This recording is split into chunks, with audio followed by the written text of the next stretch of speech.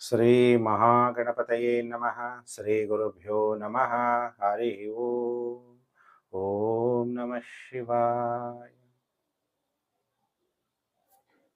ಪ್ರಿಯ ವೀಕ್ಷಕರೇ, ಮಿಥುನ ರಾಶಿ ಮೇ 2026 ತಿಂಗಳ ಭವಿಷ್ಯ ಕಾರ್ಯಕ್ರಮಕ್ಕೆ ನಿಮಗೆಲ್ಲ ಹಾರ್ದಿಕ ಸ್ವಾಗತ. ಹಾಗಾದ್ರೆ ಈಗ ಮಿಥುನ ರಾಶಿಯವರಿಗೆ ಹೇಗಿದೆ ಫಲಾನುಫಲ ಅನ್ನುವಂಥ ವಿಚಾರವನ್ನ ನಾನೀಗ ತಿಳಿಸ್ತೀನಿ. ಮಿಥುನ ರಾಶಿಯವರಿಗೆ ಫಸ್ಟ್ ತಿಳ್ಕೊಳ್ಳಿ, ಈ ತಿಂಗಳಲ್ಲಿ ಬಹಳ ವಿಶೇಷವಾಗಿ ಪುರುಷೋತ್ತಮ ಮಾಸ, ಮಲ ಮಾಸ ಅಂತೀವಿ, ಅಧಿಕ ಮಾಸ ಅಂತೀವಿ. ಮಲ ಮಾಸವನ್ನ ಎರಡು ಭಾಗ, ಅಧಿಕ ಮಾಸ ಮತ್ತು ಕ್ಷಯ ಮಾಸ ಅಂತಲೂ ಕೂಡ ಕರೀಲಾಗುತ್ತೆ. ಈಗ ನಡೆಯುವಂಥದ್ದು ಅಧಿಕ ಮಾಸ. ಎಷ್ಟನೇ ತಾರೀಕಿಂದ ಆರಂಭ ಆಗುತ್ತೆ? ಪೆನ್ನು ಪೇಪರ್ ಇದ್ರೆ ನೋಟ್ ಮಾಡ್ಕೊಳ್ಳಿ. 17 ಮೇ 2026 15 ಮೇ 15 ಜೂನ್ 2026. 17/5/2026 15/6/2026 ಅಧಿಕ ಮಾಸ. ಈ ಅಧಿಕ ಮಾಸದಲ್ಲಿ ದಾನ ಮಾಡಬೇಕು, ಜಪ ಮಾಡಬೇಕು, ವ್ರತ ಅಂದ್ರೆ ಉಪವಾಸ, ಮಾರ್ಗ ಅಂದ್ರೆ ವಿಷ್ಣು ಪುರಾಣ, ಭಗವದ್ಗೀತೆಗಳನ್ನ ಓದಬೇಕು, ಧ್ಯಾನ ಮತ್ತು ಆಧ್ಯಾತ್ಮಿಕ ಸ್ವಯಂ ಶಕ್ತಿಯನ್ನ ನೀವು ಬೆಳೆಸಿಕೊಳ್ಳುವಂತಹ ಮಾಸ ಅಧಿಕ ಮಾಸ. ಈ ಮಾಸದಲ್ಲಿ ಯಾವುದೇ ಶುಭ ಕಾರ್ಯಗಳನ್ನ ಮಾಡಬಾರ್ದು, ಮದುವೆ ಮಾಡಬಾರ್ದು, ಮುಂಜಿ ಮಾಡಬಾರ್ದು, ಗೃಹ ಪ್ರವೇಶವನ್ನ ಮಾಡಬಾರ್ದು, ನಾಮಕರಣಗಳನ್ನ ಮಾಡುವಂಥದ್ದು, ಭೂಮಿ ಪೂಜೆ ಮಾಡುವಂಥದ್ದು, ಹೊಸ ವ್ಯಾಪಾರಗಳನ್ನ ಮಾಡುವಂಥದ್ದು, ಅಥವಾ ರಾಜಕಾರಣಿಗಳು ಯಾವುದಾದ್ರೂ ಒಂದು ಅಧಿಕಾರವನ್ನ ಸ್ವೀಕಾರ ಮಾಡುವಂಥದ್ದು, ಇದು ಯಾವುದೂ ಕೂಡ ಮಾಡಬಾರದು. ಇದು ಪುರುಷೋತ್ತಮ ಮಾಸ. ಅಂದ್ರೆ ನೀವು ಆಧ್ಯಾತ್ಮಿಕವಾಗಿ ಸ್ಟ್ರಾಂಗ್ ಆಗಬೇಕು, ತಿಳ್ಕೋಬೇಕು. ನಾನು ಯಾರು, ಎಲ್ಲಿಂದ ಬಂದಿದ್ದೀನಿ, ನಾನು ಮತ್ತೆ ವಾಪಸ್ ಹೋಗ್ಬೇಕಾ ಬೇಡವಾ ಅಲ್ವಾ? ನೀವೆಲ್ಲ ಈ ಪ್ರಪಂಚಕ್ಕೆ ಬಂದಿರೋದೆಲ್ಲ ಗೆಸ್ಟ್ ಅನ್ನೋದನ್ನ ನೀವು ತಿಳ್ಕೋಬೇಕು. ನಾವ್ಯಾರು ಈ ಭೂಮಿ ಮೇಲೆ ಶಾಶ್ವತರಲ್ಲ ಅನ್ನೋದನ್ನ ನೋಟ್ ಮಾಡ್ಕೊಳ್ಳಿ. ನಾನು ಶರೀರವನ್ನ ಬಿಡ್ಲೇಬೇಕು, ವಾಪಸ್ ಆ ಈಶ್ವರನ ಹತ್ರ ಹೋಗ್ಲೇಬೇಕು. ಅದಕ್ಕೆ ಶಿವನನ್ನ ಓಂ ಶಾಶ್ವತಾಯ ನಮಃ. ಆತ್ಮನು ಕೂಡ ಶಾಶ್ವತ, ಪರಮಾತ್ಮನು ಕೂಡ ಶಾಶ್ವತ. ಶರೀರ ಶಾಶ್ವತ ಅಲ್ಲ, ಶರೀರ ವಿನಾಶ ಆಗುವಂಥದ್ದು. ಒಳಗಡೆ ಇರುವಂತಹ ಚೈತನ್ಯ ಶಕ್ತಿ ವಿನಾಶ ಆಗೋದಿಲ್ಲ ಅನ್ನೋದನ್ನೆಲ್ಲ ತಿಳ್ಕೊಳ್ಳುವಂತಹ ಮಾಸ ಇದು.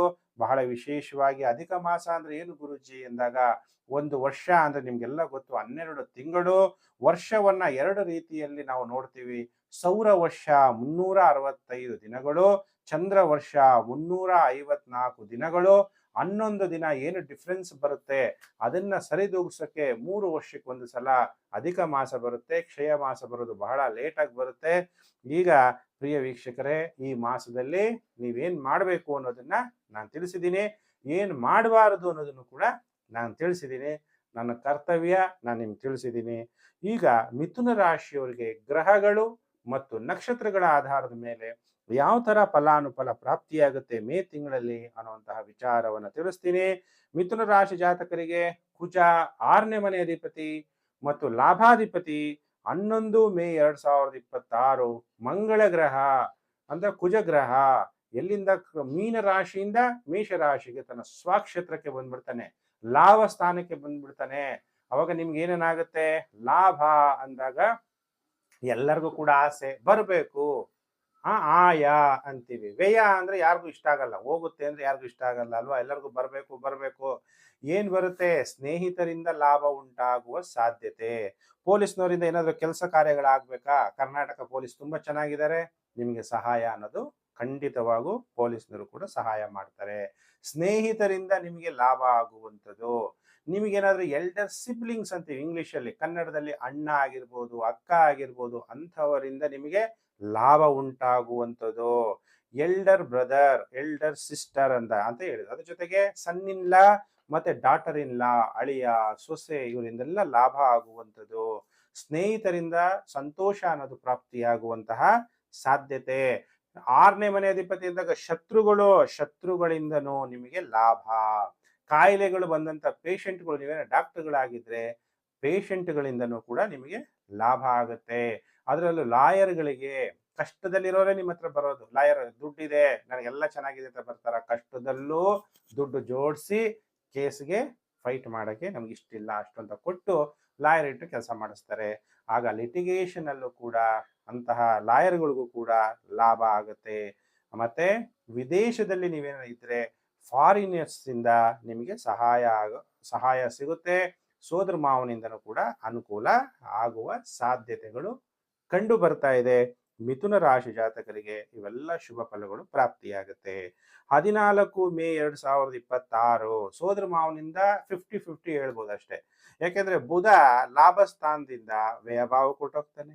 14 ಮೇ 2026 ವ್ಯಯಭಾವದಲ್ಲಿರುವಂತಹ ಶುಕ್ರ ನಿಮ್ಮ ಜನ್ಮ ರಾಶಿಗೆ ಸಂಚಾರ ಆಗ್ಬಿಡ್ತಾನೆ. 14 ಮೇ ಆದ್ಮೇಲೆ ನಿಮಗೆ ಒಳ್ಳೊಳ್ಳೆ ಬಟ್ಟೆ ಹಾಕೋಬೇಕು, ಒಳ್ಳೆ ಒಡವೆ ಹಾಕೋಬೇಕು, ಹೆಣ್ಮಕ್ಳಿಗೆ ಒಳ್ಳೆ ಸೀರೆ ಉಟ್ಕೋಬೇಕು. ಅದು ಇನ್ನು ಕನ್ಯೆಯರಾಗಿದ್ರೆ ವಿವಾಹ ಆಗೋಕ್ಕಿಂತ ಮೊದಲೇ ಇರುವಂತವ್ರು ಒಳ್ಳೊಳ್ಳೆ ಡ್ರೆಸ್ಗಳು, ಮಾಡರ್ನೈಸೇಷನ್, ಫ್ಯಾಷನಬಲ್ ಬಟ್ಟೆಗಳು ಹಾಕೊಳ್ಳೋದಕ್ಕೆ ತುಂಬಾ ಆಸಕ್ತಿ. ಆ ತರ ಶೋರೂಮ್ ಹೋಗ್ಬೇಕು, ಈ ತರ ನಾನು ಮೇಕಪ್ ಮಾಡಬೇಕು ಅನ್ನುವಂತಹ ಆಸಕ್ತಿ ಹೆಚ್ಚಾಗ್ತಾ ಹೋಗುತ್ತೆ. ಯಾರು ಫ್ಯಾಷನ್ ಇಂಡಸ್ಟ್ರಿಗಳಿದ್ದೀರಿ ಸಕ್ಸಸ್ ಆಗ್ತೀರಿ. ಭರತನಾಟ್ಯ, ನಾಟ್ಯ, ಸಿನಿಮಾ ಇಂಥ ಫೀಲ್ಡ್ಗಳಲ್ಲೆಲ್ಲ ತುಂಬಾ ಅಭಿವೃದ್ಧಿ ಆಗುವಂತಹ ಯೋಗ ಉಂಟಾಗುತ್ತೆ. ಯಾಕೆಂದ್ರೆ ಶುಕ್ರ ಜನ್ಮ ರಾಶಿಗೆ ಬಂದಾಗ ಅದು ಶುಕ್ರ ನಿಮಗೆ ಪಂಚಮಾಧಿಪತಿ, ಕ್ರಿಯೇಟಿವ್ ಮೈಂಡ್, ಮತ್ತೆ ನೀವು ಮಾಡಿದ ಹೂಡಿಕೆಯ ಹಣ ಅಭಿವೃದ್ಧಿ ಆಗುವಂಥದ್ದು, ಮತ್ತೆ ತಾನು ಸುಖ ಪಡೋದಕ್ಕೋಸ್ಕರ ವ್ಯಾಧಿಪತಿ. ಖರ್ಚು ಮಾಡ್ತೀರಿ. ಒಳ್ಳೆ ಹುಡುಗಿ ಸಿಗ್ಬೇಕು ಅಂದಾಗ ಖರ್ಚು ಮಾಡುವಂಥದ್ದು. ಪುರುಷರು, ಸ್ತ್ರೀಯರು ಕೂಡ ಒಳ್ಳೆ ಪತಿ ಸಿಗ್ಬೇಕು ಅಂತ ಖರ್ಚು ಮಾಡ್ತಾರೆ. ಆ ಥರ ಖರ್ಚು ಮಾಡುವಂಥದ್ದು, ಹಿರಿಯರಿಂದ ಪ್ರಶಂಸೆ ಪಡೆಯುವಂಥದ್ದು. ಯಾರೋ ನೀವು ಓದ್ತಾ ಇದ್ರೆ MBBS ಓದ್ತಾ ಇರ್ತೀರಾ ಅಥವಾ ಇಂಜಿನಿಯರಿಂಗ್ ಮಾಡ್ತಾ ಇರ್ತೀರಾ, ನಿಮಗೆಲ್ಲ ಗ್ರೇಸ್ ಮಾರ್ಕ್ಸ್ ಎಲ್ಲ ಕೊಡಬೇಕಾದ್ರೆ ನಿಮ್ಮ ಪ್ರೊಫೆಸರ್ಸ್ ಬಹಳ ಇಂಪಾರ್ಟೆಂಟು. ಅವರ ಜೊತೆಗೆ ವಿಶ್ವಾಸ ಅನ್ನೋದು ನಿಮ್ಮದು ಹೆಚ್ಚಾಗುತ್ತೆ. ಇದೆಲ್ಲ ಶುಭ ಫಲಗಳು ಮಿಥುನ ರಾಶಿ ಜಾತಕರಿಗೆ ಪ್ರಾಪ್ತಿಯಾಗ್ತಾ ಇದೆ. 15/5/2026 ಸೂರ್ಯ ಮೇಷರಾಶಿಯಿಂದ ವೃಷಭ ರಾಶಿಗೆ ಸಂಚಾರ ಆಗ್ಬಿಡ್ತಾನೆ. ಸೂರ್ಯ ವ್ಯಯಭಾವಕ್ಕೆ ಬಂದಾಗ ಕೆಲವು ನೆಗೆಟಿವ್ ಎಫೆಕ್ಟ್ ಉಂಟಾಗುತ್ತೆ. ಸೂರ್ಯ ತೃತೀಯಾಧಿಪತಿ, ಧೈರ್ಯ ಇಲ್ದಂಗೆ ಆಗ್ಬಿಡುತ್ತೆ. ಚಿಕ್ಕ ಸಹೋದರ ಸಹೋದರಿ ಇದ್ರೆ ಕೆಲವರು ಕಳ್ಕೋಬೇಕಾಗುತ್ತೆ. ಕಳ್ಕೊಳ್ಳೋದೊಂದು ಯಾವ ತರನಾದ್ರೂ ಆಗ್ಬೋದು, ದೂರ ಆಗ್ಬೋದು, ಅವ್ರ ಜೊತೆಗೆ ವ್ಯತ್ಯಾಸಗಳಾಗ್ಬೋದು, ವಾಹನಗಳಿಂದ ನಷ್ಟ ಆಗ್ಬೋದು, ಮಾನಸಿಕವಾಗಿ ಆತಂಕ ಪಡುವಂಥದ್ದು, ಕಣ್ಣುಗಳಿಗೆ ಏನಾದ್ರೂ ಒಂದು ತೊಂದರೆಗಳಾಗುವಂಥದ್ದು, ಪಿತ್ರಾರ್ಜಿತ ಆಸ್ತಿ ಸ್ವತ್ತುಗಳಲ್ಲಿ ವಿವಾದಗಳು ಉಂಟಾಗುವಂಥದ್ದು, ಕೆಲವು ಟೈಮಲ್ಲಿ ದಾಂಪತ್ಯ ಜೀವನದಲ್ಲಿ ಸಂತೋಷ ಪಡಲು ಅನೇಕ ತೊಂದರೆಗಳು, ವಿಘ್ನಗಳು ಉಂಟು ಮಾಡಿಬಿಡ್ತಾನೆ. ಸೂರ್ಯ ವ್ಯಯಭಾವದಲ್ಲಿ ಸಂಚಾರ ಆದಾಗ ಬಹಳ ಜಾಗೃತರಾಗಿರ್ಬೇಕು ಮಿಥುನ ರಾಶಿ ಜಾತಕರು. ಕುಜ ಶುಭ ಫಲ ಕೊಡ್ತಾನೆ. ಬುಧನು ಕೂಡ ಶುಭ ಫಲ. ಜನ್ಮ ರಾಶಿಗೆ ಬರೋಕಿನ ಮೊದಲು 11ನೇ ಮನೆ ಇದ್ದಾಗ ಶುಭ ಫಲ ಕೊಡ್ತಾನೆ. 14ನೇ ತಾರೀಕು ಮೇಲೆ ಬುಧ ವ್ಯಯಭಾವದಲ್ಲಿ ಬಂದಾಗ ನಿಮಗೇನ್ ಮಾಡ್ತಾನೆ, ಬಂಧುಗಳ ಸಹಾಯ ಸಿಗದಂಗ್ ಮಾಡ್ಬಿಡ್ತಾನೆ.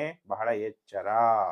ಅದಕ್ಕೆ ಸರ್ಕಾರದ ಯಾವುದೇ ಕೆಲಸ ಕಾರ್ಯಗಳು ಮಾಡ್ಕೋಬೇಕು ಅಂದ್ರೆ ನೀವು 15/5/2026 ಒಳಗಡೆ ಮಾಡ್ಕೊಳ್ಬೇಕು.